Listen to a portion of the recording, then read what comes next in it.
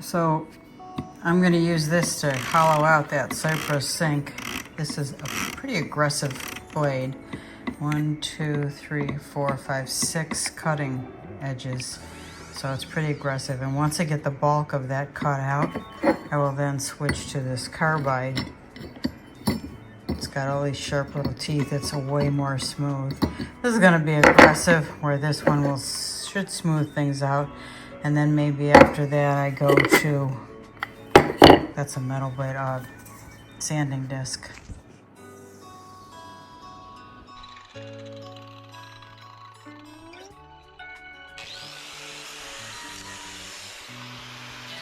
Aggressive is an understatement. I had to really grip this angle grinder firmly because it yanked me away a couple of times, and I also got hit in the hand by flying debris after it was removed. So I decided that I would just put some gloves on and save myself the trouble. I have these sailing gloves and they don't have fingertips, so that glove worked out great. Those gloves worked out great.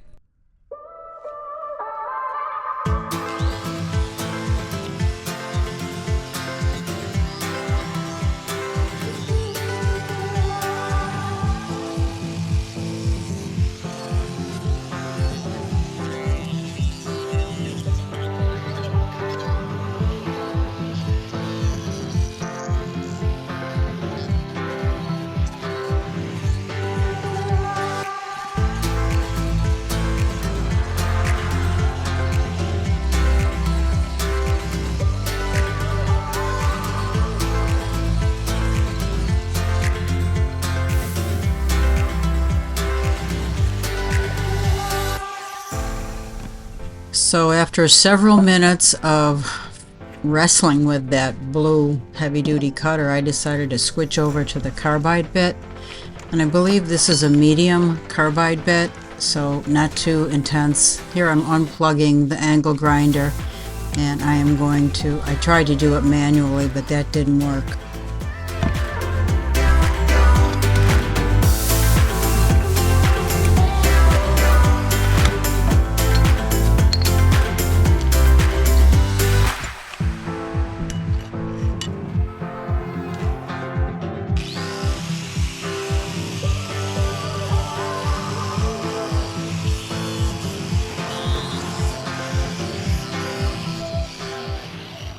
Now this carbide bit is great, but boy did it throw a lot of dust, so I had to get a mask on. It's an N95. Probably didn't need anything that extreme, but I was getting covered in dust and I just didn't want to breathe that stuff, so hence the mask.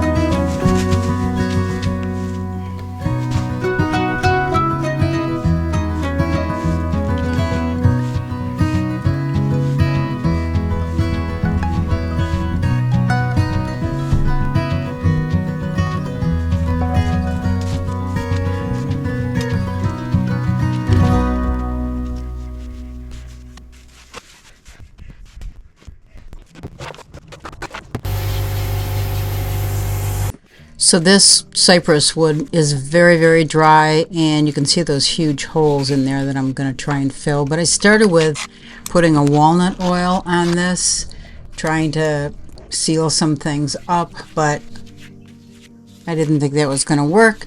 So after I did that, I ended up putting a sanding sealer on there, and I'm sure that closed up some of the top porous holes, but it really didn't do the trick. So I ended up just doing a resin on top of this whole piece, this side. I did tape up the other side because I knew it would drain through that hole and right out the basin of the sink. So I did tape that up. It didn't really work that well, but you'll see what happened. So I ended up going with epoxy, a 2-part epoxy, and you know, this stuff is great, but it does make a mess. It can seep into things, and that's what happened. So, you know, I knew what I was up against, but anyway, that's what I chose to do. And you can see this hole was really deep, and it's still bubbling up. So I am going to take my glove off, so try and grab this. I'm doing this with my phone and fill in those holes again. And here. Probably gonna have to do this on almost all sides, outside and inside. And I'll have to heat it to get rid of those air bubbles. As you can see there, it needs a little bit. And I made enough because I want to do something else with this resin. But I have to make sure that these holes are filled before I move on to this next project.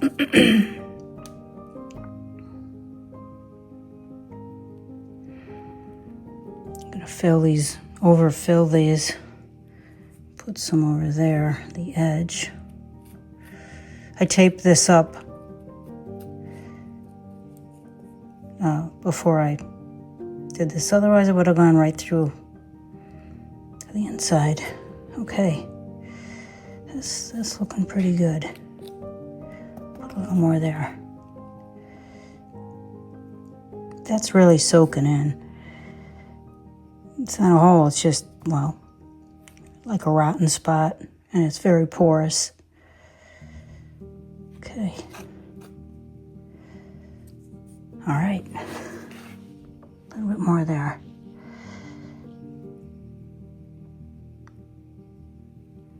Okay. All right. There you go. These are not holes. These two are just pieces of probably junk that's coming up from the holes. That'll all get sanded off smooth once that dries hard. So that big hole keeps seeping down and oozing out here. So I had to really tape it up. It's taped all the way down to here now. So you can see it oozing out, and I can't do anything about it. I've tried to reinforce it as much as I can, but that's the thing about resin, it seeps, and you do your best, but you know, and this is really porous, this wood. So I think once I get it all sanded down for a final sand, I will probably use a 2-inch angle grinder so I can really get into these areas. It's hard to get it in there with a 4-inch. But once I do that, then I'll put a coat of, I don't know, polyurethane or something on it that will keep it this color because it'll go dark. Or use a urethane and it'll go dark like that. We'll see. So some of the dust that I took off of this when I was carving it, I mixed it in the resin to try to thicken it up a little bit, prevent it from oozing, and I think that's working. Oops, can't really see that well. Okay, maybe that's better. You can see it kind of mixed in there. So we'll see how that looks. I'm gonna put some of this aka white. Here it is in there. I'm gonna mix this in here and I'm gonna pour that in the bottom of a bowl that I made and add some other pieces of resin that dried separate. So I'll show you that.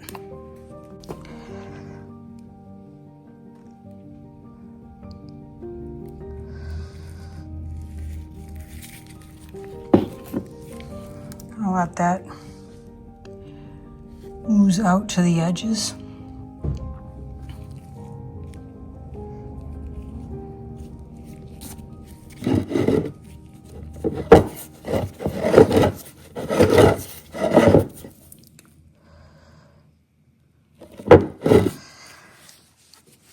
That should lay flat after a little bit.